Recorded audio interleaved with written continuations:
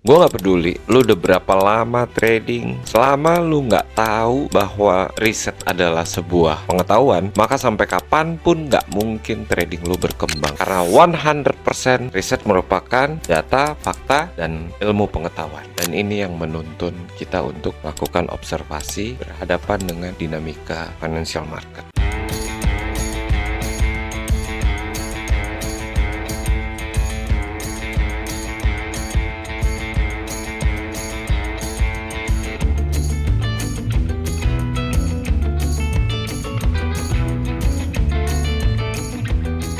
Lo harus tahu satu hal, trader adalah pengambil keputusan karena dia mengelola resiko. Artinya, Anda harus hindari yang namanya signal-signal grup. Lo bukan seorang trader. Lo hanya seorang penjudi. Penjudi, cepat atau lambat, dia akan bangkrut tanpa paham kenapa dia bangkrut. Market bukan tempat buat coba-coba. Ini merupakan medan perang. Ketika kita masuk ke medan perang, kita harus tahu kita berhadapan dengan siapa. Faktanya financial market ada hedge fund, ada bank sentral, bahkan ada pemerintah yang punya kepentingan dan kontrol terhadap sebuah sistem. Mereka punya data, mereka punya informasi, that's why. Kenapa yang namanya informasi itu sangat mahal sekali. Dan hal ini sering banget diremehkan oleh para trader pemula. Ray Dalio pernah bilang, if you don't do your own research, someone else will do it for you. Dan mereka yang akan untung dari kebodohan lo. Jesse Livermore, salah satu trader yang paling legendaris dan sangat cerdas sepanjang sejarah, pernah bilang, masuk ke market tanpa riset itu sama aja kayak Russian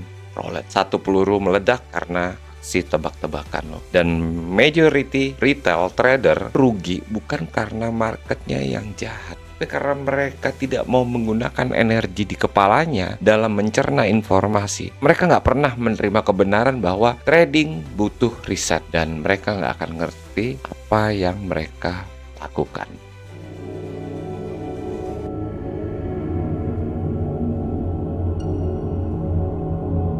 Apa itu riset di dunia market? Riset bukan cuma hanya lihat indikator teknikal, baca signal, bukan dengerin rekomendasi orang, oh buy now, sell now. Itu bukan riset, bro. Riset itu merupakan kemampuan kita dalam memahami kenapa market itu bergerak. Riset itu terdiri dari 3 pilar. Yang pertama, makroekonomi. Makroekonomi merupakan cabang ilmu ekonomi yang ngebahas seluruh kondisi ekonomi sebuah negara dan global. Fokusnya ke inflasi, suku bunga, GDP atau Gross Domestic Product, yang artinya total nilai barang dan jasa yang diproduksi, termasuk neraca perdagangan, dan ini semua sangat pengaruh terhadap mata uang, saham, dan emas. Yang kedua, geopolitik. Ini bicara tentang hubungan antar negara. Misalnya, saat ini kan 2025 narasi perang dagang Amerika dan China terjadi lagi. Apa yang terjadi? Market panik. Kita bisa lihat saat ini 11 April 2025, harga emas all time high lagi. Jadi, suka atau tidak, teman-teman harus terbiasa dengan narasi. Dan di Trader Hebat Indonesia, kita menyiapkan bukan hanya cuman edukasi, tapi kita menyiapkan yang namanya informasi dan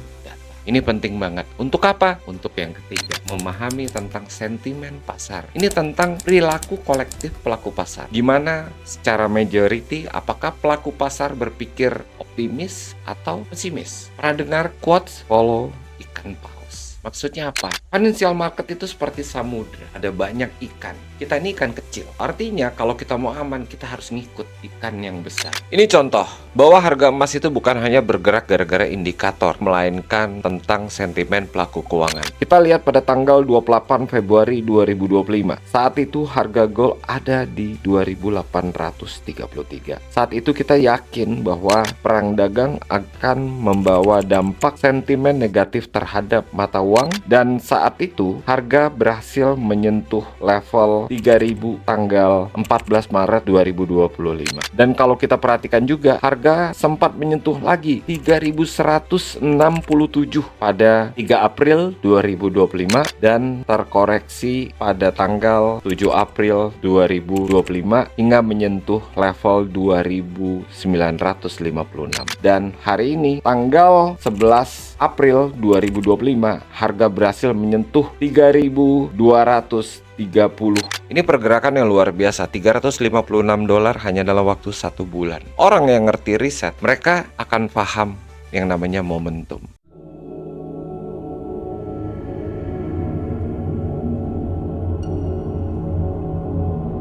emas bergerak menyentuh level 3.237. Bukan tanpa alasan, bukan keajaiban, tapi ini merupakan hasil riset kita bertahun-tahun. Kita akan baca apa yang kita tulis pada tim kita. Saya ingin share kepada teman-teman. Di saat market dunia panik karena harga emas saat itu sempat terkoreksi, tapi di saat itu juga kita berdiri tegak dengan satu keyakinan berbasis data bahwa koreksi ini hanyalah jeda sementara. Dan hari ini, satu persatu, faktor fundamental yang kami prediksi terkonfirmasi. Ketegangan dagang antara Amerika Serikat, China, dan negara lain semakin memanas, di mana Trump secara resmi menaikkan tarif impor untuk China hingga 125%. Beijing pun membalas dengan menaikkan tarif untuk produksi Amerika Serikat 34 ke 84%. Gak hanya itu, China memperkuat hubungan dagang dengan Uni Eropa sebagai bentuk perlawanan terhadap ekonomi Amerika Serikat, dan ini semakin nyata. Dan hari ini, koreksi pada waktu lalu itu bukan lagi tanda bahaya, tapi validasi bahwa analisa yang kami lakukan adalah benar. Itulah gunanya ilmu pengetahuan, teman-teman. Karena kita yakin saat perang dagang terjadi pasti punya dampak, dan dampaknya bukan dampak yang baik.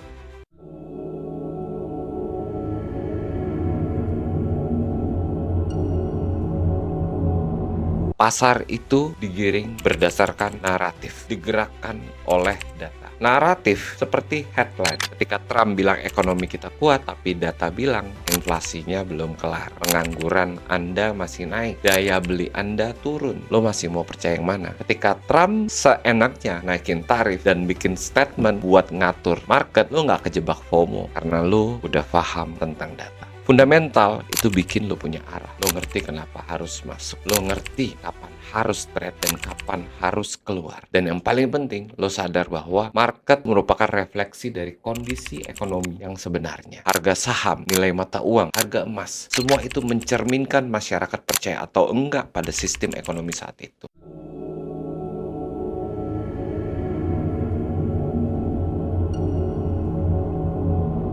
Kita tidak dilahirkan sebagai korban sistem. Kita dikasih akal buat mengerti sistem ini dan memanfaatkannya untuk bangkit. Langkah pertama, lo harus belajar tentang makroekonomi. Secara basic, lo harus ngerti apa itu dampak daripada FOMC statement, apa itu dampak keputusan suku bunga yang dibuat oleh bank sentral, apa korelasi setiap mata uang negara ke mata uang negara lainnya. Dan kedua, gabung dengan teman-teman atau komunitas yang beneran edukatif. Mereka yang memberikan impact positif sehingga teman-teman bisa bertumbuh dengan baik dan benar. Yang ketiga, teman-teman harus punya rencana trading berbasis data. Jangan percaya sama yang cuma bilang emas pasti naik tapi nggak pernah kasih alasan kenapa. Lo juga harus tahu satu hal, ketika harga emas naik berarti ekonomi sedang tidak dalam keadaan baik-baik saja. Kenapa? Karena masyarakat kehilangan kepercayaan terhadap perbankan. Akan timbul kesengsaraan, PHK, kemiskinan, dan daya beli anjlok. Pertanyaannya simple banget, apakah lo hanya menyalahkan keadaan atau lo akan adaptif? Gue nggak ngajarin lo cari cuan instan, cari cuan cepat. Enggak, gue ngajarin lo punya perspektif yang baik dan benar. Karena cuma yang ngerti